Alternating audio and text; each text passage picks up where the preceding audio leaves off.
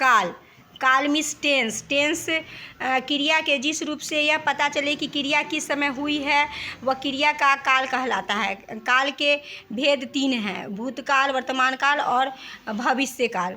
फिर वर्तमान काल, क्रिया के जिस रूप से कार्य का वर्तमान काल में होना पाया जाता है उसे वर्तमान काल कहते हैं। जैसे हंसती है, ताता तीती है, ती है, नाच रहा है, तो ये सब अभी तुरंत का है। उसके बाद देखिए भविष्य काल, जो आगे चल के जो होगा उसके बारे में। क्रिया के जिस रूप से यह पता चले कि कार्य आने वाले समय में पूरा होगा उसे हम भविष्य काल कहते हैं। जैसे कि पाएंगे, खाएंगे। उसके बाद भूतकाल, जो चीज़ बीत चुका है उसको हम भूतकाल कहते हैं। वाच्य क्या कहते हैं? वाच्य मीन्स वॉइस।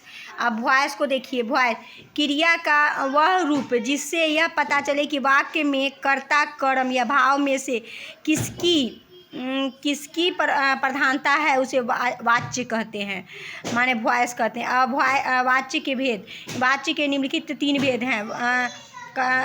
वॉइस कर्तावाच्य और कर्मवाच्य, active voice and passive voice. भाववाच्य को कथी है, ये भाववाचक है कर्तवाच्य, कर्मवाच्य और भाववाच्य। जिस क्रिया के जिस रूप से यह पता चलता है कि उसका प्रयोग कर्ता के लिंग, वचन आदि के अनुसार हो रहा है उसे कृतवाच्य कहते हैं। जैसे खरगोश गाजर खाता है। कर्मवाच्य, क्रिया के जिस रूप से यह पता चले कि उसका प्रयोग कर्म के लिंग और वचन आदि के अनुसार हो रहा है उसे कर्मवाच्य कहते हैं। जैसे कवि के द्वारा कविता लिखी जाती है।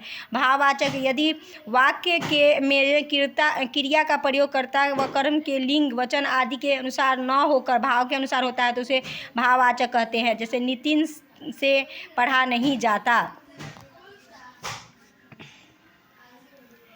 क्रिया के जिस रूप से यह पता चले कि क्रिया का मुख्य विशेष कर्ता, कर्म का या भाव है उसे हम वाच्य कहते हैं। वाच्य के 3 भेद, कृतवाच्य, कर्मवाच्य और भाववाच्य।